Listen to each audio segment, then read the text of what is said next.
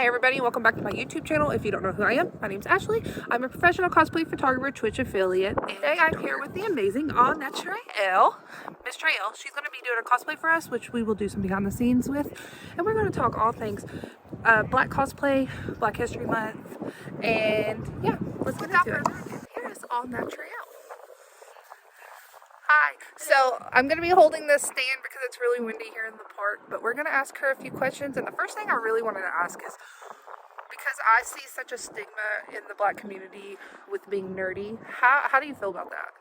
So that is a huge problem, and part of the blurred and powerful movement that got started by Demetrius Holt, Hellspawn, Wacky Man, is that we're really not accepted in those spaces. When I've been to 2 Comic-Cons by myself, where I drove 4 or 5 hours by myself to be there, and when you see all the art and everything around, even when it's supernatural, you don't see people that look like us. Yeah. Even when they're making pretend characters, they don't have our features, they don't serve. So when I asked this one artist who had over 200 of his own art, why don't any of your characters look like me? He was stunned. Everyone that wrote books, why don't any of your characters look like me? And that's why Bleach is a huge favorite of many, because there's characters are all races in there, but they're also not stereotypical, which is nice. No. But yeah, there's still a taboo behind it, but it's like people are finally breaking out of that shell. Like for most of us in our 30s, and we're pushing our kids like, it's whatever you want to do, regardless, just do your thing. I have other Black friends that have children who are afraid to even mention that they have the least little bit of nerd in them. What would you say to them to let them know it's okay?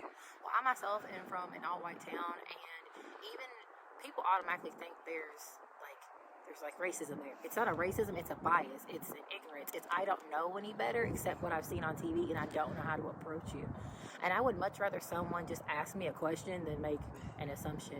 So when you want to do something, you just have to go for it. But at the same time, it is intimidating because white cosplayers can throw on a synthetic $5 wig, some makeup, and a Walmart outfit, and it's fine. But like, even I myself felt pressure today to make a point to make sure I had something that kind of stood out, because even though we're not welcome in many of those spaces, we are expected to be like a higher standard.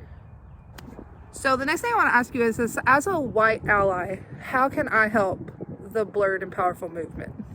The only thing it takes is just acceptance. The way I'm at a Comic-Con and I see you guys just flock to each other and like you're so open, accepting, and talk to each other, speak to us the same way. Like, it can seem intimidating when you're not used to someone of a new race, a new culture, new area, but it really is just ask a question or even ask what the cosplay is, and the conversation will just flow. Yeah. And I think I want to touch on this. The very first time we met, like, I started like just chatting with Trail, and we really hit it off. And so I think too, like, communication is key in any sort of race movement, like, to come together. So that's why I really wanted to do these videos, especially for Black History Month. I wanted to highlight people, and not just for Black History Month, but for like all the time.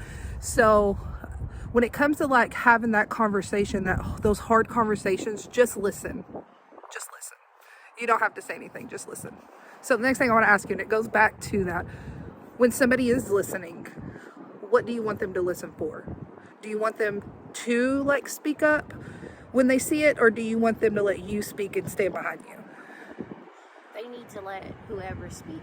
Nothing is worse than like when someone asks me a question. Well, like the most popular thing going around right now is so the blurred and powerful movement is actually getting more Black businesses to fund their own Comic-Con conventions. Yeah. Like, I was really upset that when Hellspawn posted TikTok, and when he used the sound of walking into a convention and they said, "You need to leave," like, I really felt like that when I went to Comic-Con, because it was just like people didn't know how to approach me. Yeah. And it's like, okay, you look standoffish, but it's like you're making me feel standoffish. Yeah. When you're looking at me in groups and won't walk towards me, or it's like they're intimidated and don't know what to say. It's like we're all here for the love of the same stuff. So, it's like we already have something to talk about. Yeah. I totally, yeah.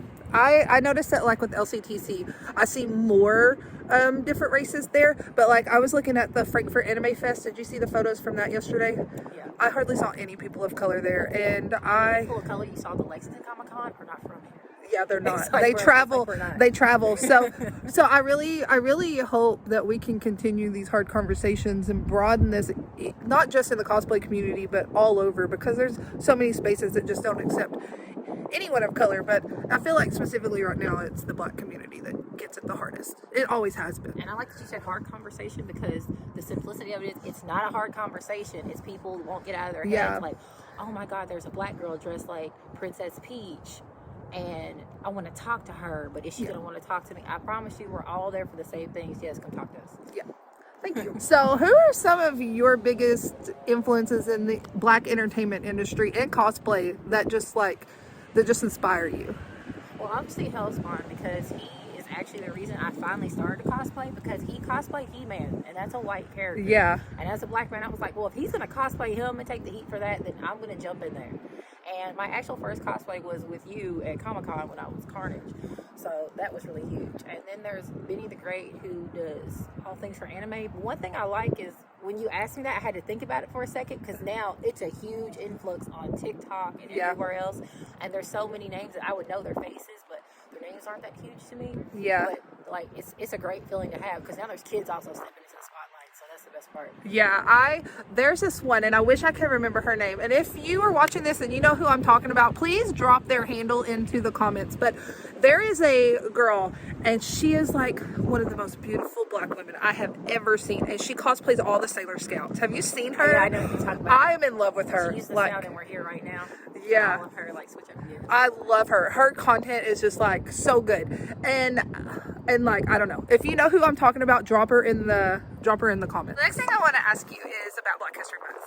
What does it mean to you? To me, Black History Month technically doesn't mean anything, because, like, for instance, someone posted a letter from college that their grandfather got back in the 1960s. Sorry, we can't accept you because you're Negro sex.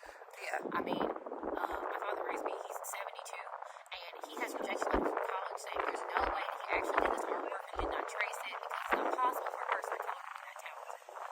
And he did it on cardboard, and this was like back in the 1970s, so we couldn't have traced it.